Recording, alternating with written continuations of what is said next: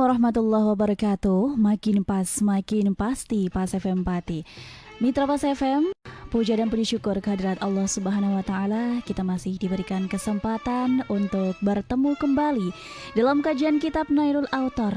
Dan tak lupa juga selawat dan salam kepada junjungan kita Nabi Agung Muhammad sallallahu alaihi wasallam yang kita nantikan syafaatnya di hari kiamat nanti. Mitra Pas yang selalu dirahmati Allah, dan jumpa lagi bersama saya Nia Viola dalam program kajian Islami sore Kitab Nailul Autor. Dan Kitab Nailul Autor adalah syarah atau penjelasan dari kitab himpunan hadis hukum yang dihimpun oleh Taqiyuddin Ibnu Taimiyah dengan judul Al-Muntaqo. Terdiri dari 5029 hadis yang disyarahkan oleh Imam Asy-Syaukani. Dan sore ini kita akan membahas tentang penjelasan, yaitu tentang belum haji, menghajikan orang lain, dan hajinya anak kecil. Dan bagi yang ingin bertanya, untuk Anda dipersilakan bisa SMS ataupun WA di 085277999101, dan juga yang mau telepon langsung di 02953858877. Dan Anda juga bisa komentar di kolom komentar yang telah disediakan di fanpage Pas FM 42 karena saat ini kita sedang live di situ. Dan kali ini telah hadir bersama saya narasumber yang menjadi pengasuh di acara ini untuk memberikan tausiah kepada kita semua, yaitu Ustadz Haji Mojam. Hari kita sapa terlebih dahulu. Assalamualaikum warahmatullahi wabarakatuh, Ustadz. Waalaikumsalam warahmatullahi wabarakatuh. Mbak Nia, gimana ini Mbak Nia? Tidak kehujanan Mbak? Alhamdulillah, ini satu minggu aman. Cerah ini cerah. Ya, betul. Sore hari ini juga cerah sekali Mbak Nia. Mudah-mudahan kecerahan sore hari ini juga berpengaruh bagi kita dan pendengar, sehingga pendengar pun juga di mereka pada cerah ceria, sehingga bisa bersambung dengan perbincangan kita gitu Mbak Nia ya. Untuk itu perkenankan saya langsung ke materi, dan sebelumnya saya akan menyampaikan salam kepada pendengar kita begitu Mbak Nia. Monggo Ustaz. Assalamualaikum warahmatullahi wabarakatuh. Waalaikumsalam. Alhamdulillahirabbil alamin, wassalatu wassalamu ala asrofil anbiya wal mursalin sayyidina walana Muhammadi wa ala alihi wa ashabihi ajmain. Asyhadu an la ilaha illallah wahdahu la syarikalah wa asyhadu anna Muhammadan abduhu wa rasuluhu la nabiyya ba'da. Allahumma sholli ala Muhammad wa ala ali Muhammad. Rabbi shrah li sadri wa yassir li amri wahlul min lisani yafqahu qawli. Amma ba'd.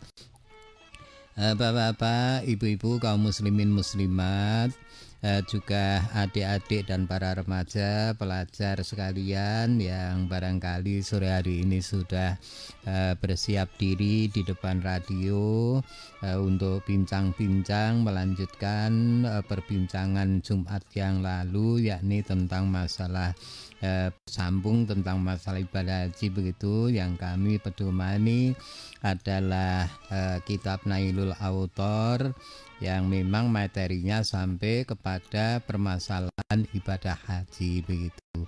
Namun sebelum saya melanjutkan, mari kita selalu memuji syukur kehadiran Allah Subhanahu wa taala agar supaya kita senantiasa ditambah nikmat, lebih nikmat ya, kemudian menambah iman dan takwa kita, serta selanjutnya mari kita bersyukur atas nikmat pemberian Allah itu, kemudian kita bersalawat kepada Rasulullah SAW.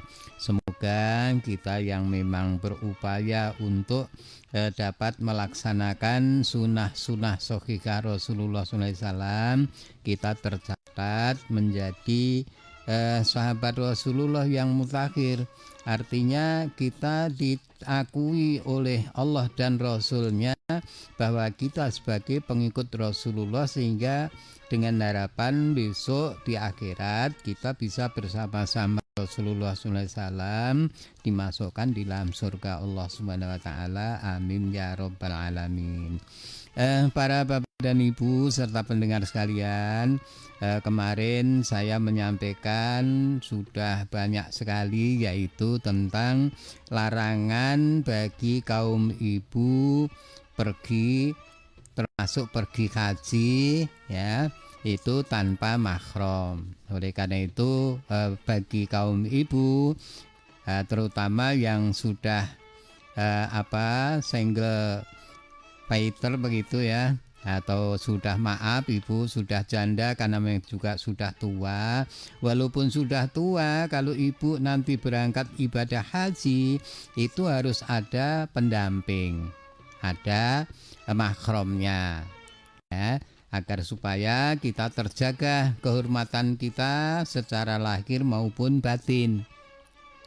Andai kata tidak bersama dengan keluarga atau memang mahram, maka bisa nanti keluarga, ya, anak atau barangkali kakak, adik menitipkan ibu yang akan berangkat melaksanakan ibadah haji itu kepada mungkin petugas, ya, atau karunya atau teman-teman prianya, ya, karena kalau tidak diserai tugas nanti juga tidak akan merasa punya tanggung jawab.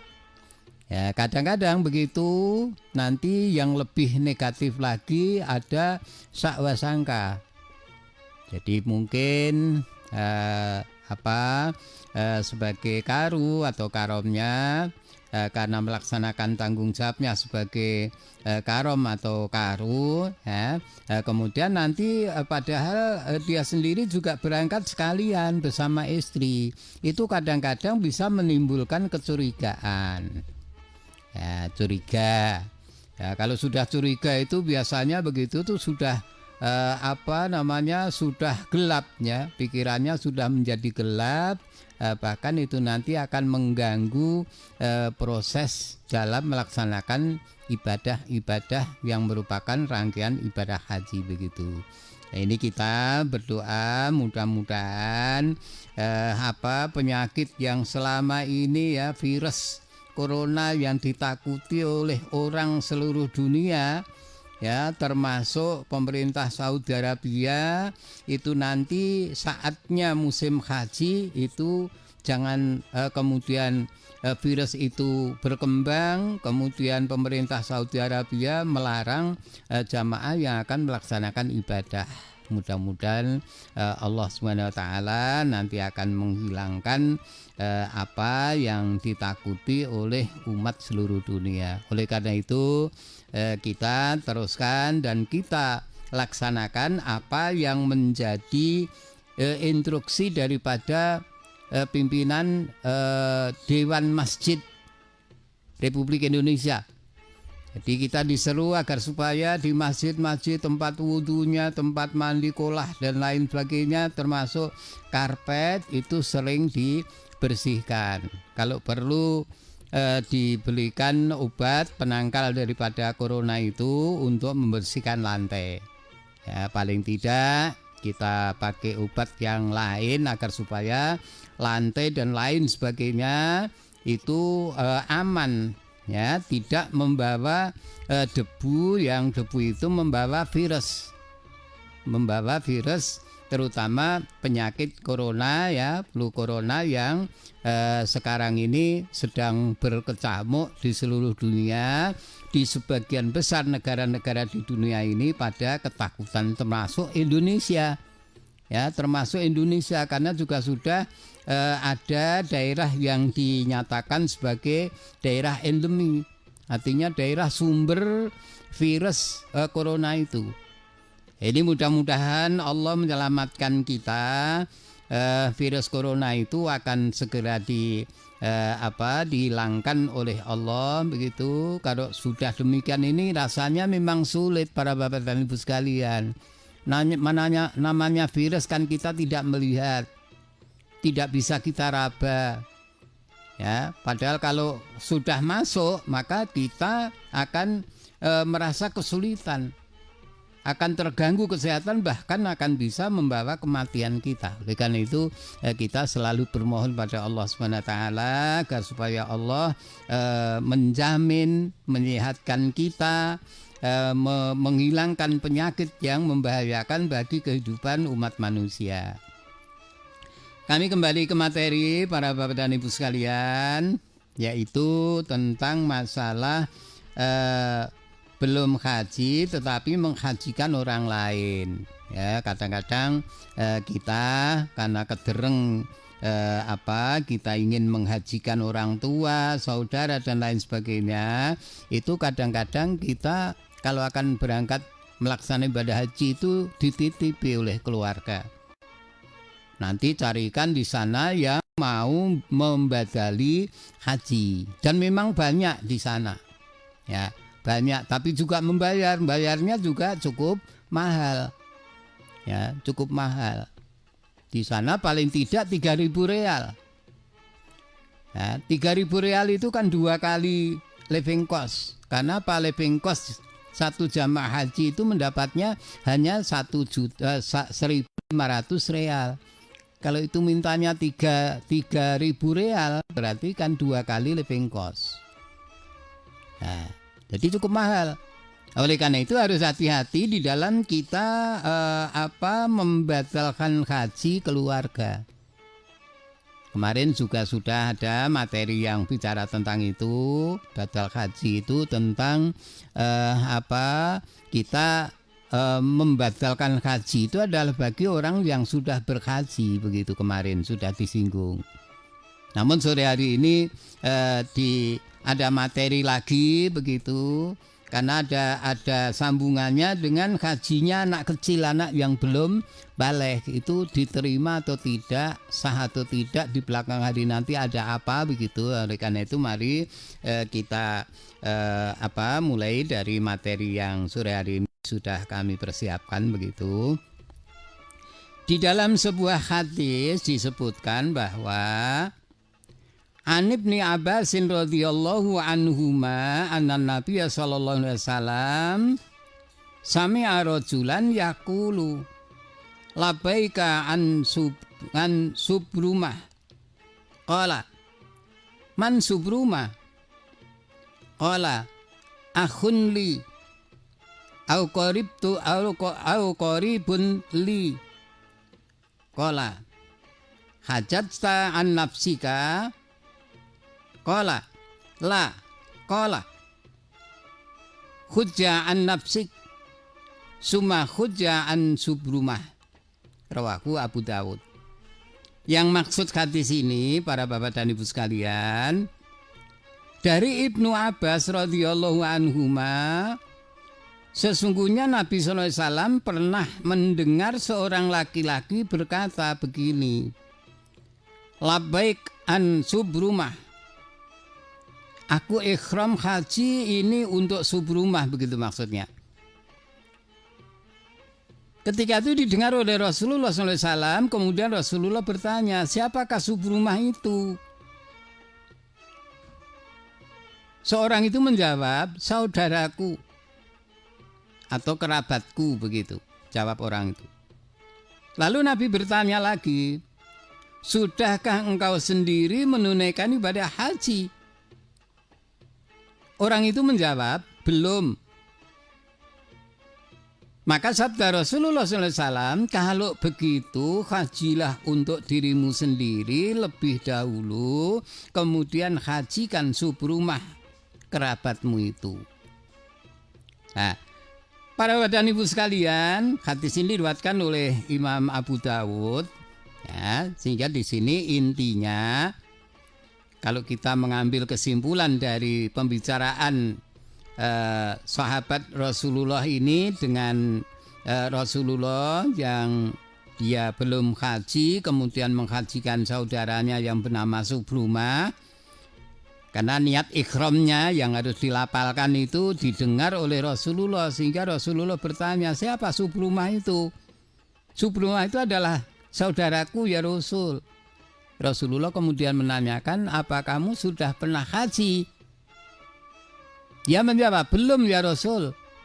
Kalau begitu kamu dulu lebih dulu kamu melaksanakan ibadah haji untuk dirimu sendiri, baru kemudian kamu menghajikan subrumah saudaramu itu. Dari pembicaraan ini para bapak dan ibu sekalian, berarti seorang yang belum pernah menjalankan ibadah haji itu tidak diperbolehkan oleh Rasulullah untuk menghajikan orang lain. Nah, oleh karena itu hati-hati kalau mencari orang yang badal haji. Jadi tidak hanya sekedar mampu membayar ya.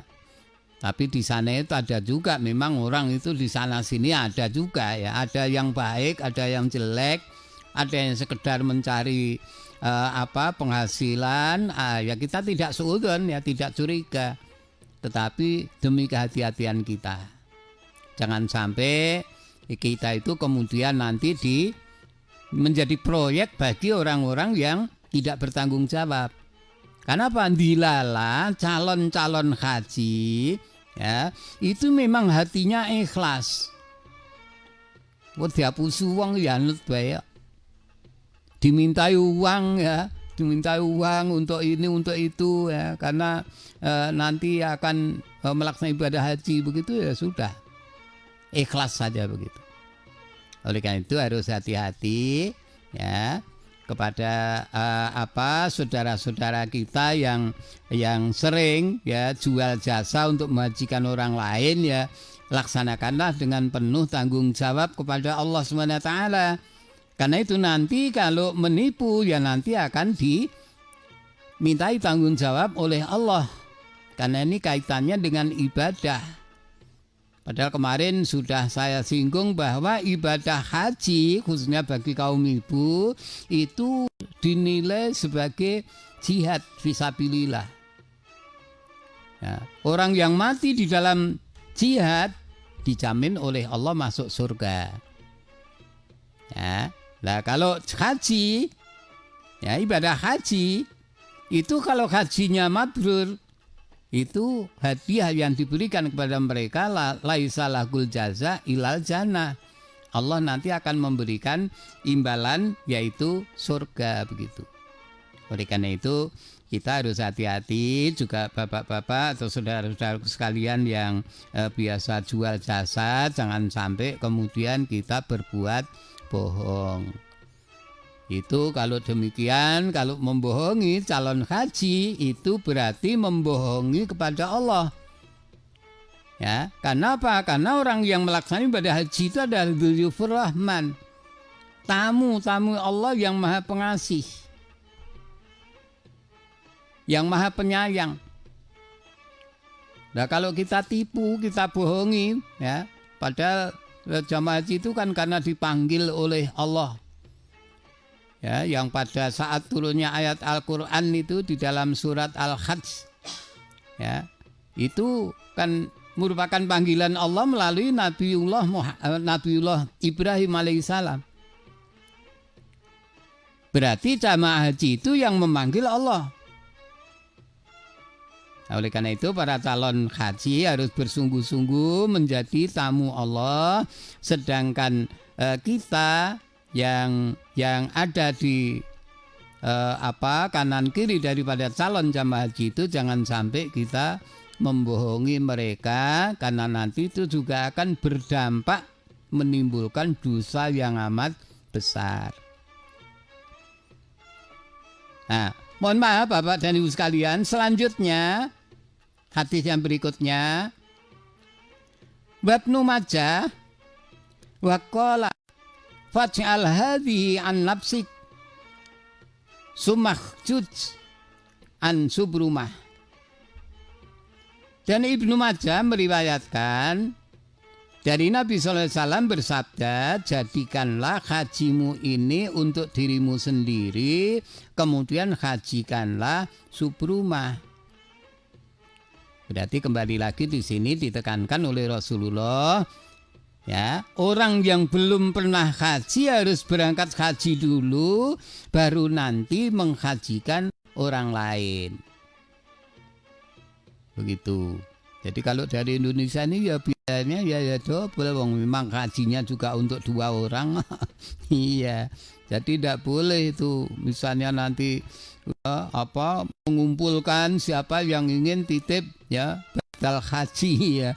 Kemudian ini sekian sudahlah, nanti tidak usah sampai menurut ketentuan ini dan itu dan lain sebagainya.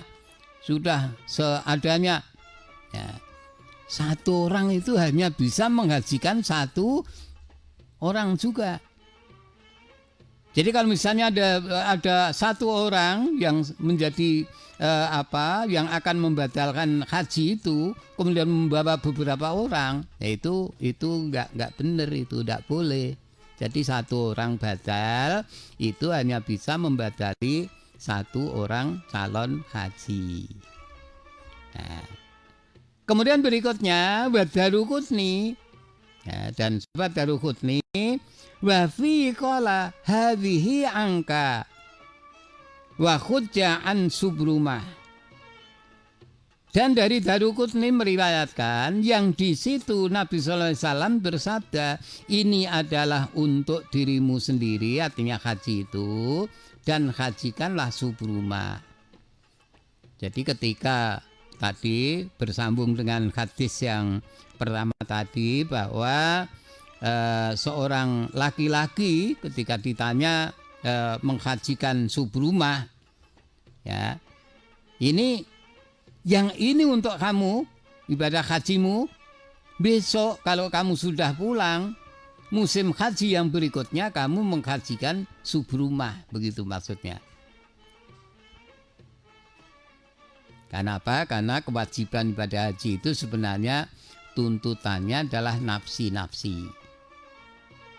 Ya, makanya wukuf itu ya tidak boleh diwakili. Ya, tawaf, sa'i, ya, mengenakan kain ihram dan niat haji itu bukan untuk diwakili oleh orang lain. Makanya para bapak dan ibu, terutama calon-calon haji itu harus betul-betul manasiknya, harus bisa memahami pelaksanaan ibadah haji. Jadi bukan hanya ngumpul, ya, guyon-guyon. Apalagi kalau sampai dijanjikan udah nanti di sana tinggal mengikuti saja. Tinggal mengikuti, yang diikuti siapa? Ya, kalau tawaf kita mengikuti orang yang sedang memutari Ka'bah atau mengelilingi Ka'bah. Ya kalau yang kita ikuti itu baru mulai pertama misalnya. Karena orang di sana sudah berbaur. Ini sudah putaran keberapa, yang Bapak Ibu sendiri itu putaran mulai misalnya. Baru mulai kan harus 7 kali. Lah kalau nanti yang diikuti itu sudah putaran yang ketiga atau keempat, berarti kan putaran kita kurang. Oleh karena itu kita harus betul-betul memahami tentang amalan-amalan ibadah haji. Jadi kalau ada yang sudah besok di sana tinggal melu-melu saja, ya, melu-melu itu sangat resiko para bapak dan ibu sekalian. Jadi kita harus paham benar-benar itu. Ya, misalnya panjenengan mengikuti, ada seorang nanti yang sangguplah nanti saya yang membimbing di sana misalnya. Ya kalau di sana itu tidak jatuh sakit atau ada halangan lain. Kalau sakit kan sudah tidak bisa diikuti. Ya, apalagi kalau kena halangan itu sudah tidak mungkin begitu. Nah, oleh karena itu Bapak Ibu calon haji ini harus betul-betul memahami tentang materi ibadah haji itu, benar-benar apa yang harus saya lakukan. Ini dan lain sebagainya. Itu harus paham. Nah, kemudian tentang masalah tadi hajinya anak kecil, hajinya anak yang belum baligh begitu, di sini disebutkan di dalam sebuah hadis. An Ibni Abbasin radhiyallahu anhuma anna Nabiya sallallahu alaihi wasallam laqiya rokban biruhai faqala manil qaum qalu al muslimu faqalu man anta qala Rasulullah sallallahu alaihi wasallam farafa'at ilaihim ra'atun sobiyan faqalat ali hadza hajjun qala na'am walaki ajrun rawahu Ahmad wa Muslim wa Abu Dawud wa Nasa'i. Di imam-imam ya itu meriwayatkan, ya ada 4 imam ya, Ahmad, Muslim, Abu Dawud dan Nasa'i meriwayatkan tentang ini, hajinya anak kecil tadi.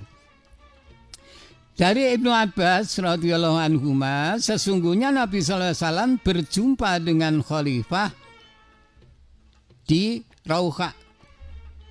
Lalu ia bertanya, "Siapa kamu ini?" Mereka menjawab, "Orang-orang Islam," sambil mereka juga menanya, "Dan siapa engkau?" Nabi menjawab, "Rasulullah." Lalu ada seorang perempuan mengangkat seorang anaknya sambil bertanya kepada Rasulullah SAW, "Sahkah hajinya anakku ini?" Rasulullah SAW menjawab, "Naam, ya, dan engkau mendapat pahala." Jadi intinya para bapak dan ibu sekalian, orang tua yang mengajak anaknya yang belum balik beribadah haji, itu hajinya anak itu sah. Tapi nanti di belakang itu ada ketentuan bahwa anak kecil itu tadi kalau sudah dewasa, sudah balik, maka dia wajib untuk melaksanakan ibadah haji lagi. Ya, hajinya sah, artinya diterima dan mendapat pahala dari Allah. Namun masih ada tuntutan kewajiban setelah anak itu menjadi baligh. Begitu intinya. Hadis berikutnya, wa ani Sa'ib bin Yazid qala hajjabi ma'an Nabi sallallahu alaihi wasallam fi hajjatil wada. Wa anabnu sab'i sinin. Rawahu Ahmad wal Bukhari wa Tirmidzi sahih. Dan dari Sa'ib bin Yazid, ia berkata, "Ayahku membawa aku haji bersama Rasulullah SAW di waktu haji wada. Padahal ketika itu aku baru berusia 7 tahun."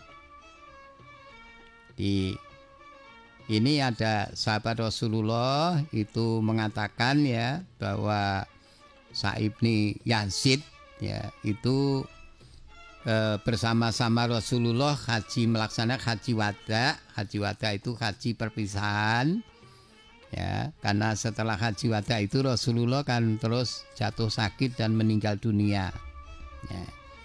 Konon menurut sejarah bahwa Rasulullah melaksanakan ibadah haji itu hanya satu kali ya, haji wada itu.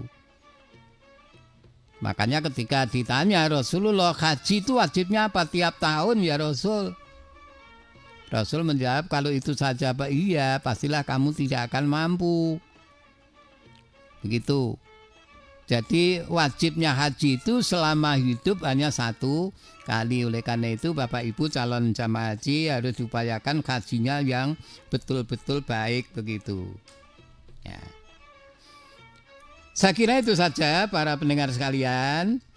Walaupun masih ada hadis yang juga menjelaskan tentang masalah hajinya anak kecil itu, bahwa ada juga yang mengatakan bahwa kalau orang tua mengajak haji anak kecil itu, orang tuanya juga mendapatkan pahala.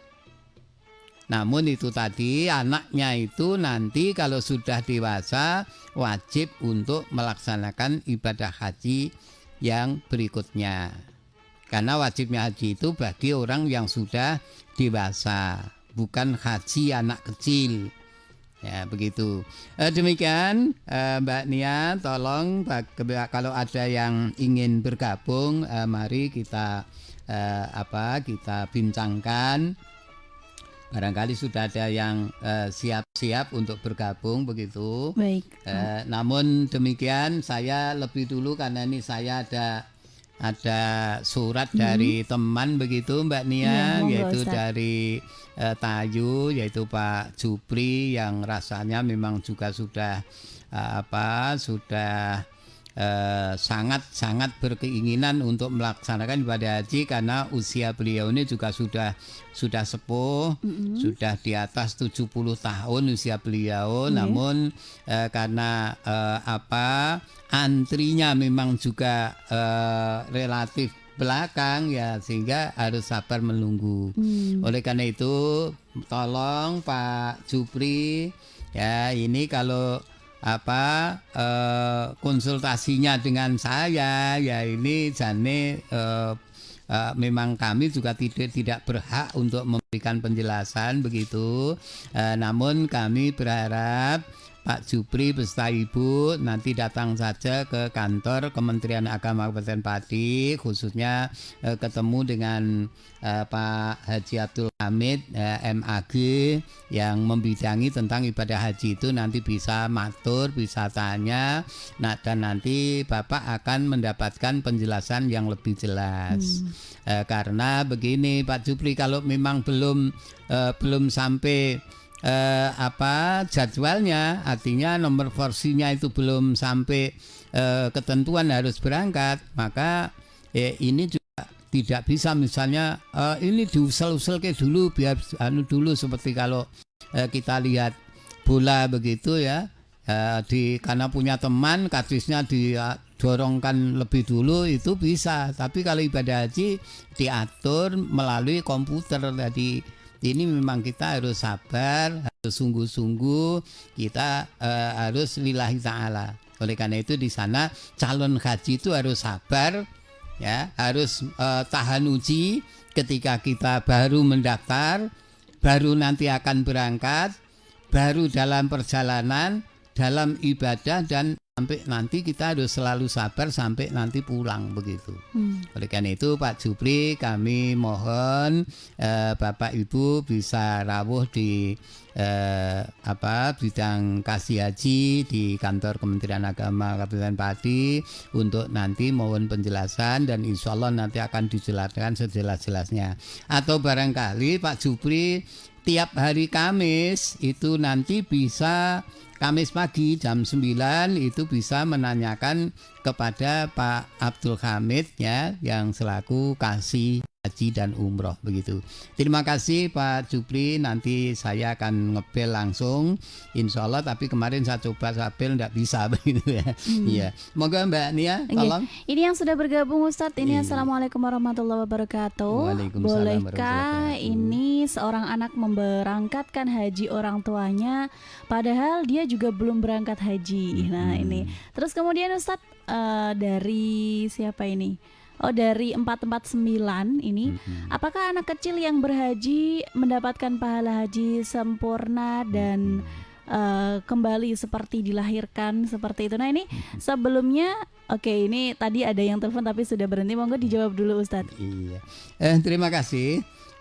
Ini pertanyaan ini baik sekali. Kenapa ditanyakan tentang anak kecil melakukan ibadah haji dilaksanakan dengan sungguh-sungguh, apakah juga pahalanya sepertinya sempurna begitu ya? Betul.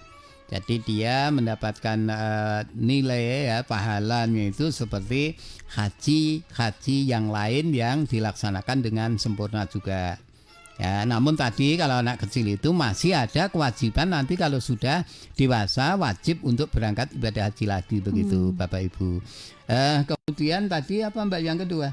Yang seorang anak memberangkatkan haji orang tuanya, nah ini, padahal belum seorang haji. anak memberangkatkan ibadah haji orang tuanya, ini boleh aja. Anaknya mungkin juga sudah katakanlah masih bujangan ya, bekerja di mana begitu, baik itu di lingkungan sendiri maupun di luar kota, gajinya besar dan orang tuanya belum sempat berangkat haji, kemudian biaya hajinya itu ditanggung oleh anaknya.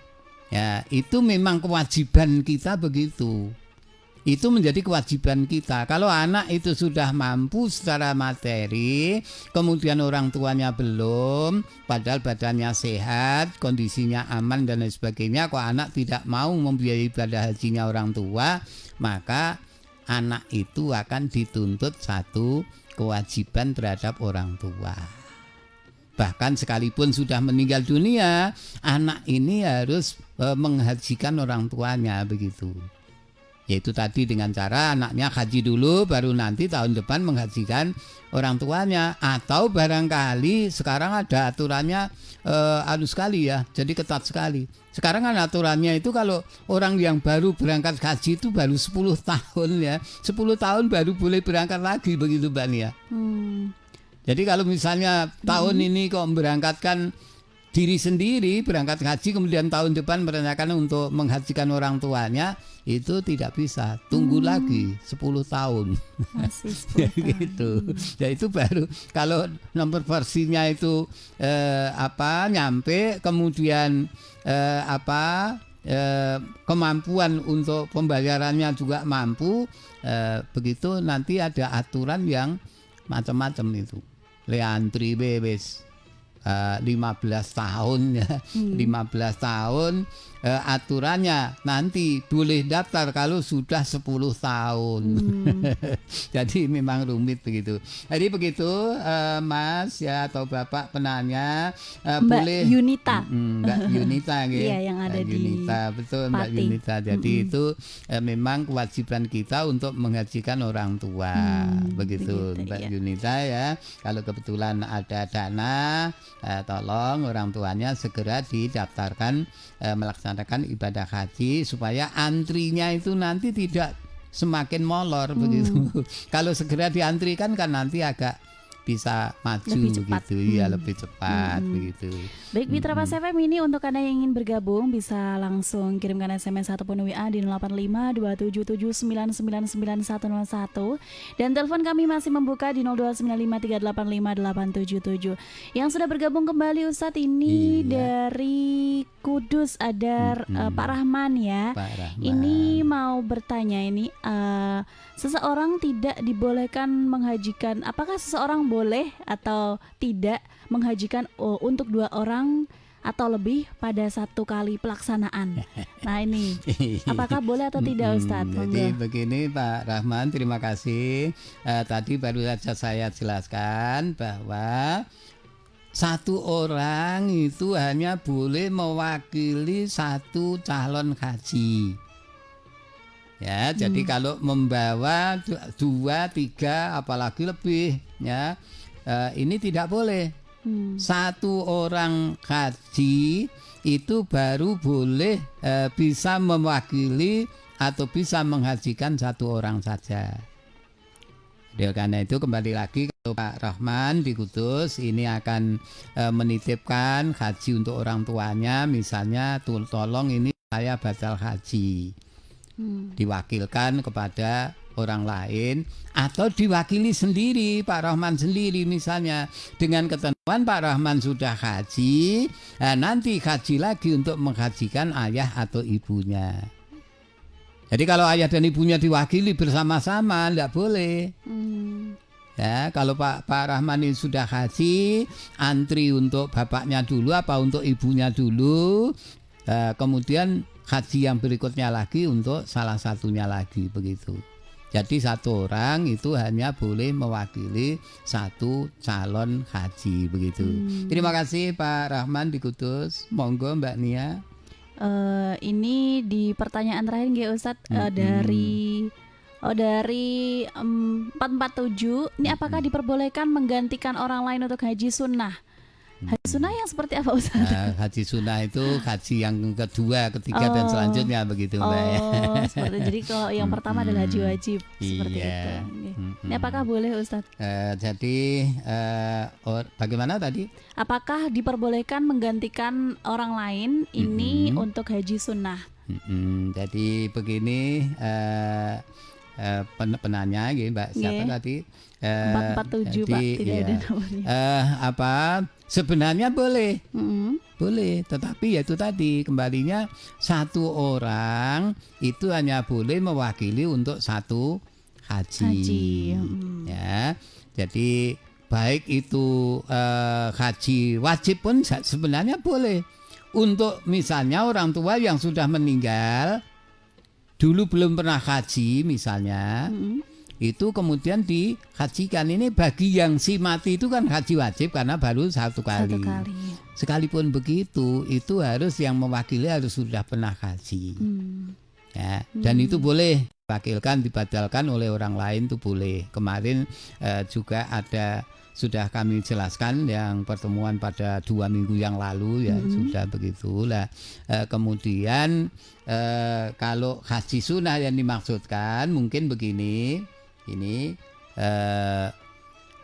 ibunya sudah pernah haji atau bapaknya sudah pernah haji ketika masih hidup, kemudian meninggal. Nah ini anaknya ingin menghajikan yang kedua, misalnya ini haji sunnah. Ya itu apa boleh atau tidak?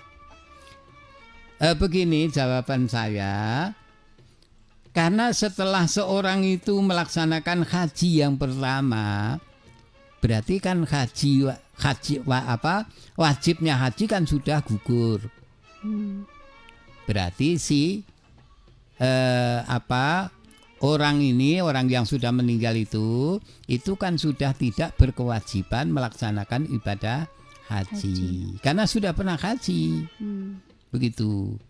Maka apa itu boleh, misalnya dibatalkan haji, ya monggo. Tidak ada ketentuan di dalam sunnah Rasulullah. Orang tua yang sudah meninggal sekalipun anaknya itu kaya, misalnya orang tuaku sudah pernah haji lah, sekarang meninggal tuh saya hajikan sunat misalnya, ya, dibatalkan haji sunat misalnya, itu di sana belum saya temukan pembicaraan tentang itu. Artinya hadis Rasulullah belum berbicara tentang itu. Nah, pendapat saya sendiri begini, daripada untuk menghajikan sunnah kepada orang tua, akan lebih baik dan lebih bermanfaat kalau dimasukkan di amal jariah. Misalnya ada yang membutuhkan untuk pembangunan masjid, pembangunan madrasah, ya, kemudian untuk apalagi kalau menyantuni orang-orang yang para du'afa, ya, orang yang tidak mampu, itu akan lebih bermanfaat daripada panjenengan menghajikan sunnah orang tua. Akan lebih baik untuk dibantukan kepada orang-orang yang sangat membutuhkan. Begitu. Jadi terima kasih. Saya kira itu jawaban saya, dan rasanya waktu kita sudah habis ya Mbak ya.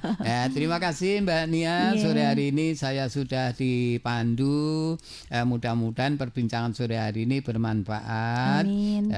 Kurang lebihnya saya mohon maaf yang sebesar-besarnya, karena memang manusia itu tidak lepas dari lupa dan berbuat khilaf begitu. Untuk itu mari kita beristighfar, mudah-mudahan apa yang kita bincangkan pada sore hari ini bisa bermanfaat bagi kita bersama. Amin. Dan mari kita akhiri dengan mengucapkan dalah dan doa kifaratul majelis. Alhamdulillahirabbil alamin. Subhanakallahumma bihamdika asyhadu an la ilaha illa anta astaghfiruka wa atubu ilaik. Akhirul kalam, assalamualaikum warahmatullahi wabarakatuh. Waalaikumsalam warahmatullahi wabarakatuh. Demikian Mitra Fase FM ya untuk kajian di sore hari ini, semoga bermanfaat, dan saya Nia Viola undur diri dari ruang dengar Anda. Informasi Fase FM pasti. Wassalamualaikum warahmatullahi wabarakatuh.